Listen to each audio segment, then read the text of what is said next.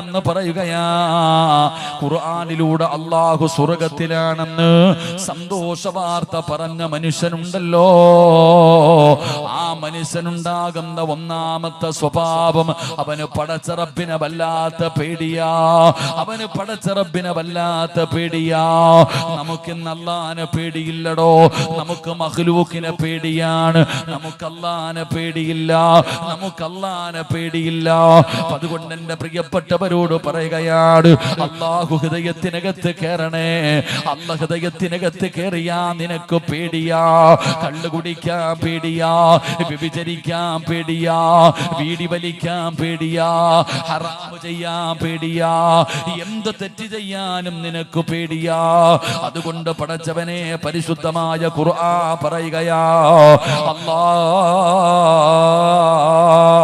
അല്ലാഹു ഖുർആനിലൂടെ സ്വർഗത്തിലാണെന്ന് പറഞ്ഞ മനുഷ്യര്, അല്ലാഹു ഖുർആനിലൂടെ സ്വർഗത്തിന്റെ അവകാശിയാണെന്ന് പറഞ്ഞ മനുഷ്യന്റെ ഒന്നാമത്തെ അടയാളം അല്ലദീന ഇദാ ദുകിറല്ലാഹു വജിലത് ഖുലൂബുഹും.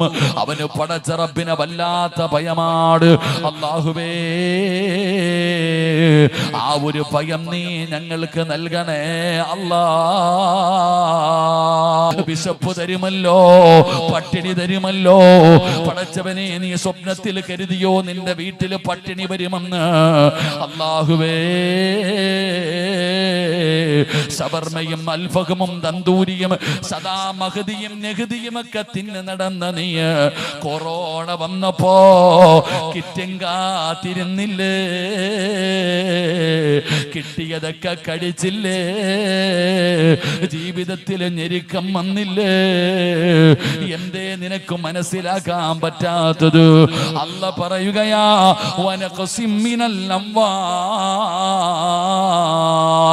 ലക്ഷക്കണക്കിന് സമ്പത്തുണ്ടായിരുന്ന, നല്ല കച്ചവടമുണ്ടായിരുന്ന, ഒരുപാട് ലാഭം കിട്ടിയിരുന്ന നിന്റെ കച്ചവടം തകർന്നു പോയില്ലേ? വലിയ ഞെരുക്കങ്ങൾ വന്നില്ലേ? വല്ലാത്ത പ്രയാസങ്ങൾ വന്നില്ലേ? അല്ലാഹു തരും സഹോദരാ. അല്ലാഹുവിന്റെ പരീക്ഷണമാണ്. വലനബുലുവന്നകും ബിശൈഇൻ മിനൽ ഖൗഫ് വൽജൂഇ വനഖസിം മിനൽ അംവാൽ വൽ അൻഫുസി വസ്സമറാത്ത്. അല്ലാഹു നിനക്ക് രോഗങ്ങൾ ഒരുപാട് തന്നല്ലോ, ഒരുപാട് രോഗങ്ങൾ വരുന്നുണ്ടല്ലോ. പടച്ചവനെ, നിന്റെ കുടുംബത്തിലും മരണങ്ങൾ സംഭവിക്കുന്നുണ്ടല്ലോ. ഇതെല്ലാം പരീക്ഷണമാ, ഇതെല്ലാം പരീക്ഷണമാ. നീ എന്തു പറയണമെന്നറിയുമോ? വബശ്ശിരി സ്വാബിരീൻ അല്ലദീന ഇദാ അസ്വാബതുഹും മുസീബാ ഖാലൂ ഇന്നാ ലില്ലാഹി വ ഇന്നാ ഇലൈഹി റാജിഊൻ. നീ അല്ലാഹുവിലേക്ക് മടങ്ങടോ. അല്ലാഹുവിലേക്ക് മടങ്ങേണ്ടവനാണ്. അല്ലാഹുവിന് ശുക്ർ ചെയ്യ്, അല്ലാഹുവിന് ശുക്ർ ചെയ്യ്. അതുകൊണ്ട് വഅദ കേൾക്കാൻ വന്നവരോട് പറയുകയാ, ഉള്ള ജോലി നഷ്ടപ്പെട്ടു പോയോ? നീ പറയണം അൽഹംദുലില്ലാഹ്. മോനെ, സാമ്പത്തികമായി നീ തകർന്നു പോയോ? നീ പറയണം അൽഹംദുലില്ലാഹ്. മോനെ, നിന്റെ കച്ചവടം നഷ്ടത്തിലായോ? പറയണം അൽഹംദുലില്ലാഹ്. മോനെ, എക്സാമിൽ തോറ്റുപോയോ? പറയണം അൽഹംദുലില്ലാഹ്. നിനക്ക് അല്ലാഹു എന്തെങ്കിലും ഒരു രോഗം തന്നാ നീ പറയണം അൽഹംദുലില്ലാഹ്. നീ അല്ലാഹുവിനെ സ്തുതിക്കണേ, നീ അല്ലാഹുവിനെ സ്തുതിക്കണേ. അല്ലാഹുവേ, അതിനുള്ള ഈമാൻ നൽകണേ അല്ലാ. ഉണ്ടായിരുന്ന ജോലി നഷ്ടപ്പെട്ടു പോയി, എന്തു പറയണം? എന്തു പറയണം? മോനെ, 10ാം ക്ലാസ്സിൽ പരീക്ഷ എഴുതി തോറ്റുപോയ എന്തു പറയണം? പറയടാ. അതോ തൂങ്ങണോ? തൂങ്ങണോ? തോറ്റ എന്തു പറയണം? മൂക്കി കൂടെ ഇത്തിരി ബ്ലഡ് വന്നു, ശരീരത്തിൽ ഒരു മുഴ വന്നു, ഡോക്ടർ പറഞ്ഞു ബയോപ്സിക്ക് അയക്കണം, റിസൾട്ട് വന്നു ക്യാൻസർ ആണെന്ന്. എന്തു പറയണം? നെഞ്ചത്തടിച്ചു കൂവണം. അല്ലാഹു എന്ത് തന്നാലും പരീക്ഷണം, എന്ത് പരീക്ഷണം തന്നാലും എന്തു പറയണം? മഹാനായ അബൂ സിനാൻ റളിയല്ലാഹു തആല അൻഹു, അബൂ സിനാൻ റളിയല്ലാഹു തആല അൻഹു തന്റെ പൊന്നാര മകന്റെ മയ്യത്ത് കൊണ്ടുപോയി ഖബറിൽ ഇറക്കി വെച്ചു. അബൂ സിനാൻ റളിയല്ലാഹു തആല അൻഹു തന്റെ പൊന്നാര മകന്റെ ജനാസ കൊണ്ടുപോയി ഖബറിനകത്ത് ഇറക്കി വെച്ചപ്പോ പിതാവല്ലേ കരയാൻ തുടങ്ങി. ഖബറിന്റെ ചാരത്തിരുന്ന് കരയുമ്പോ അബൂ സിനാൻ തങ്ങളോട് കൂടെ നിന്ന മനുഷ്യൻ പറഞ്ഞു കൊടുത്തു, ഞാനൊരു കാര്യം പറഞ്ഞു തരട്ടെ നിങ്ങൾക്ക്. മഹാനായ ആദരവായ പ്രവാചകൻ നബി മുഹമ്മദ് മുസ്തഫ സല്ലല്ലാഹു അലൈഹി വസല്ലമ തങ്ങൾ പറഞ്ഞ ഒരു ഹദീസ് പറഞ്ഞു തരട്ടെ. ഒരു മനുഷ്യന്റെ മകന്റെ റൂഹ് പിടിച്ചു, സ്വന്തം മകന്റെ റൂഹ് പിടിച്ചിട്ട് മലക്കുകൾ തിരിച്ചു പോകുകയാ. ഒരു കുഞ്ഞിന്റെ റൂഹ് പിടിച്ചിട്ട് മലക്കുകൾ തിരിച്ചു പോകുമ്പോ ഒന്നാം ആകാശത്തിൽ വെച്ചുകൊണ്ട് അള്ളാഹു മലക്കുകളോട് ചോദിക്കുമത്രേ, അവന്റെ കരളിന്റെ കഷ്ടത്തിനെ പറിച്ചു കൊണ്ടുവന്നല്ലോ നിങ്ങള്, അവന്റെ കരളിന്റെ കഷ്ടമാണ് മക്കൾ, ആ മക്കളുടെ റൂഹ് പിടിച്ചിട്ട് നിങ്ങൾ വരുമ്പോ അവൻ എന്താ പറഞ്ഞെന്ന് ചോദിക്കും. അപ്പൊ മലക്കുകൾ പറയുന്നു, പടച്ചോനെ ഇന്നാ ലില്ലാഹി വ ഇന്നാ ഇലൈഹി റാജിഊൻ, അൽഹംദുലില്ലാ.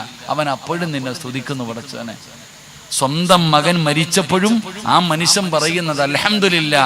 അള്ളാഹു പറയുമത്രേ, ഒരു വീട് പണി നിങ്ങൾ സ്വർഗത്തിൽ, ഈ സ്വർഗത്തിൽ അവന് വേണ്ടി ഒരു വീട് പണിയണം, എന്നിട്ട് ആ വീടിന്റെ പേര് നിങ്ങൾ എഴുതി വെക്കണം, ബൈത്തുൽ ഹംദ് എന്ന് പേര് വെക്കണേ എന്ന് നബിയിന റസൂലുള്ളാഹി.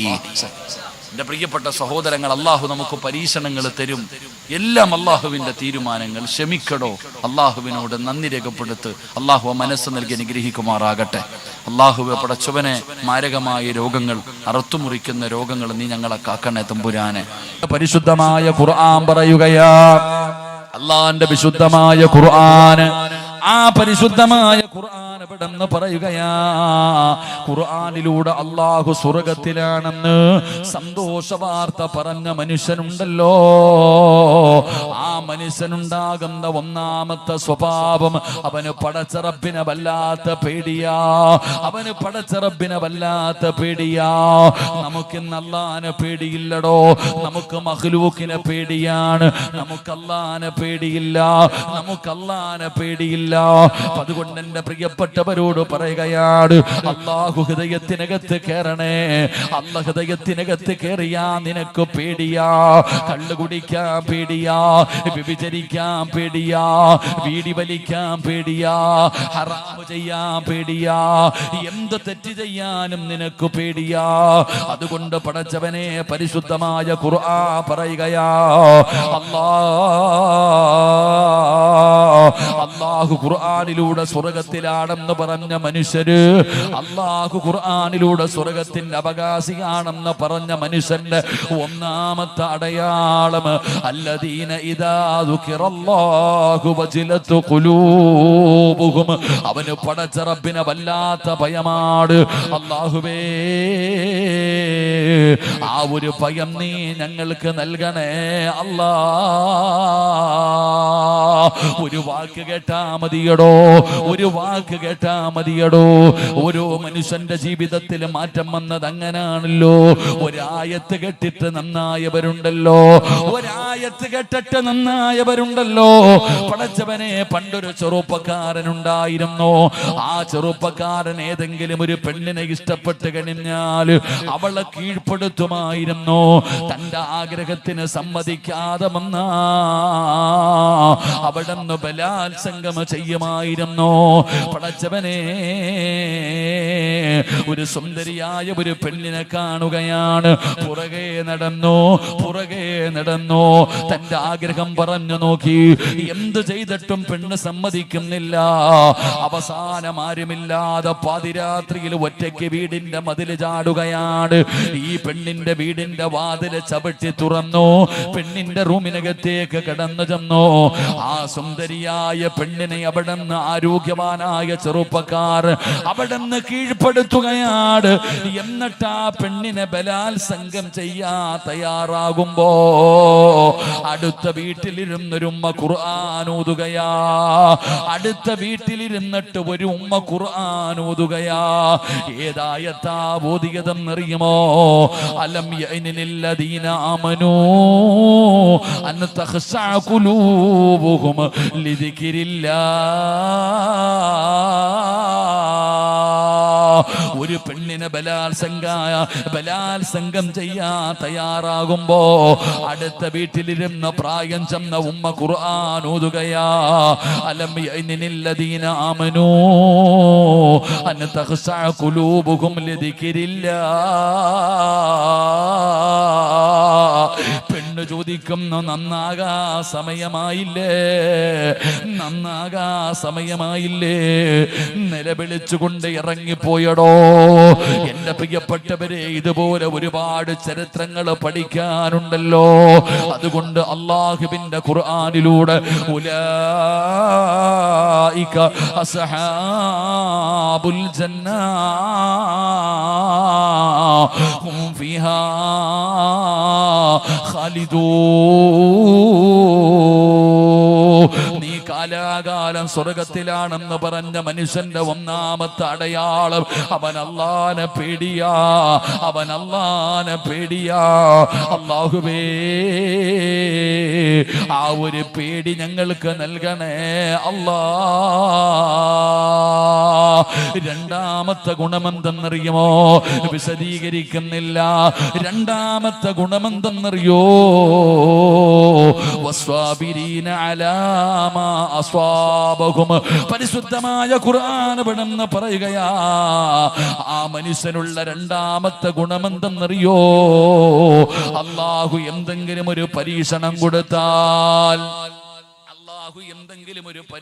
കൊടുത്താൽ, അത് രോഗമാകട്ടെ, അത് പട്ടിണിയാകട്ടെ, അത് ദാരിദ്ര്യമാകട്ടെ, അത് മരണമാകട്ടെ, അത് പ്രയാസമാകട്ടെ, അല്ലാഹു എന്തെങ്കിലും ഒരു പരീക്ഷണം കൊടുത്താ ആ മനുഷ്യൻ പറയും, ഇത് അല്ലാഹുവിന്റെ തീരുമാനമാ, ഇത് അല്ലാഹുവിന്റെ തീരുമാനമാ എന്ന് പറഞ്ഞുകൊണ്ട് ശമിക്കുന്നവനുണ്ടോ?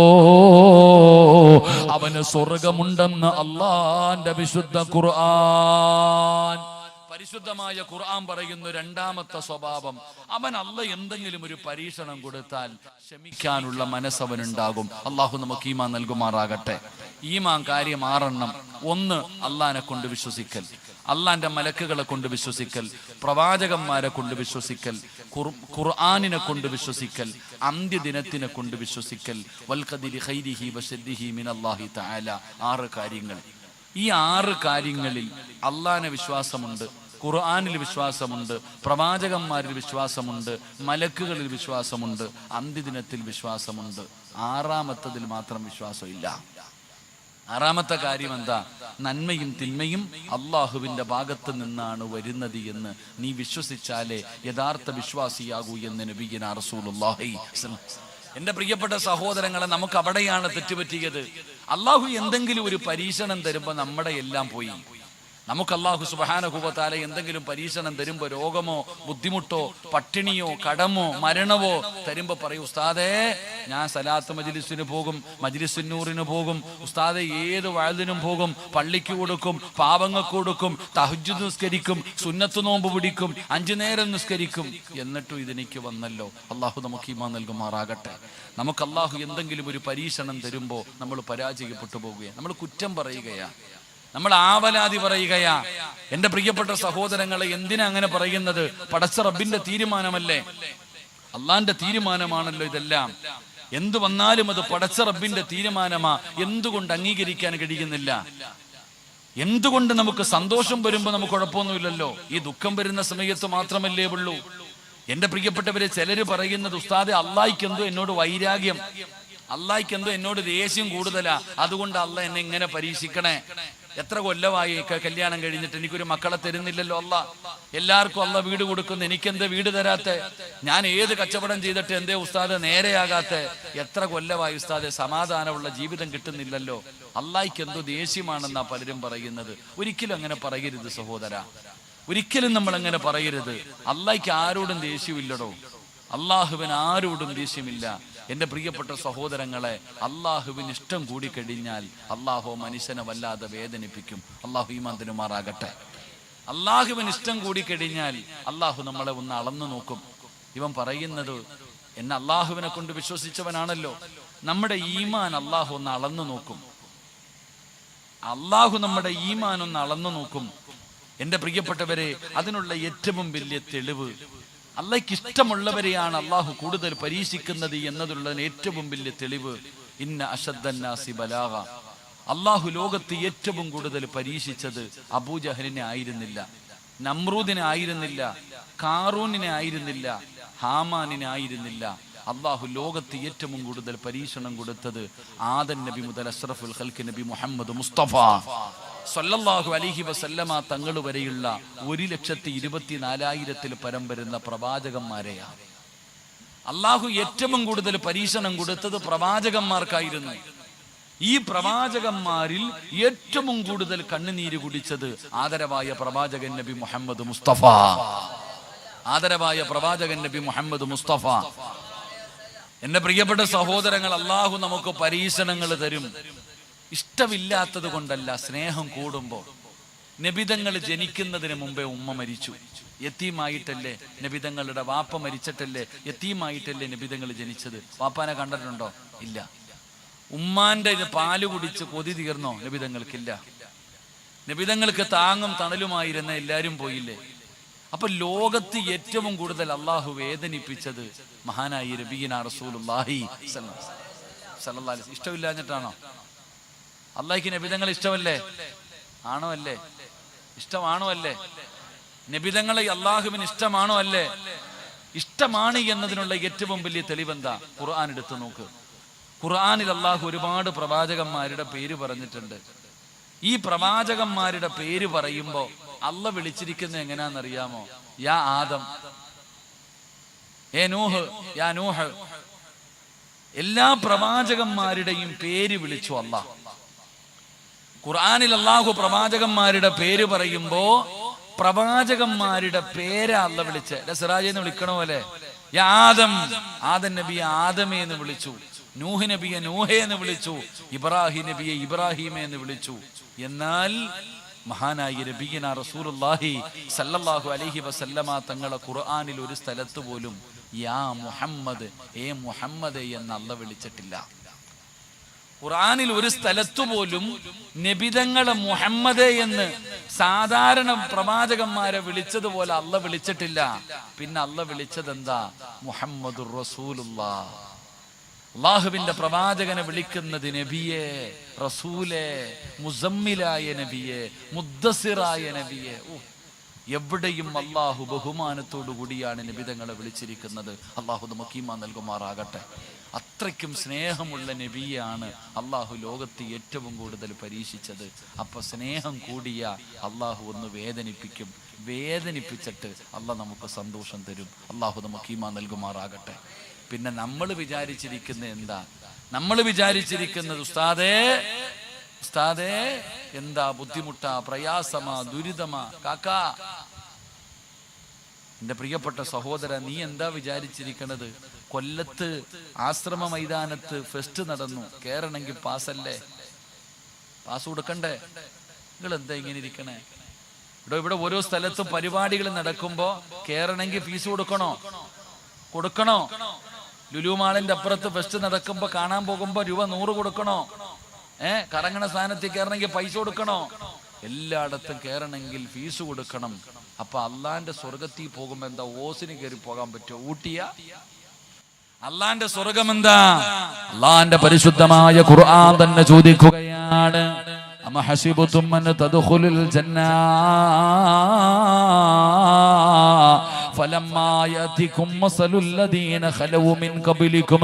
മനിസാബൂസിന് പോകാൻ പറ്റൂല. അള്ളാന്റെ സ്വർഗം വെറുതെ കയറി പോകാൻ പറ്റുന്ന സ്ഥലമല്ല. അതിന് കഷ്ടപ്പാടുണ്ട്, ദുരിതങ്ങളുണ്ട്, പ്രയാസങ്ങളുണ്ട്. ഒരുപാട് ദുഃഖങ്ങളും ദുരിതങ്ങളും അനുഭവിക്കാതെ നിനക്ക് സ്വർഗത്തിൽ കടക്കാൻ കഴിയില്ല. നീ ഖുർആൻ ഓതുന്നവനല്ലേ? അള്ളാന്റെ ഖുർആൻ ഓതുന്നവനല്ലേ? ആ ഖുർആനിൽ അള്ളാഹു പറഞ്ഞതെന്തെന്നറിയോ? എങ്ങനെയാണ് ഞാനൊരു മനുഷ്യനെ പരീക്ഷിക്കുന്നത്? അല്ലാഹ് പറഞ്ഞിട്ടുണ്ട് സഹോദരാ, വലനബ്ലുവന്നകും ബിശൈഇൻ മിനൽ ഖൗഫ് വൽ ജൂഅ് വനഖസിൻ മിനൽ അംവാൽ വൽ അൻഫുസി വസ്സമറാത്ത് വബശിരിസ് സ്വാബിരീൻ. الذين إذا أصابتهم مصيبة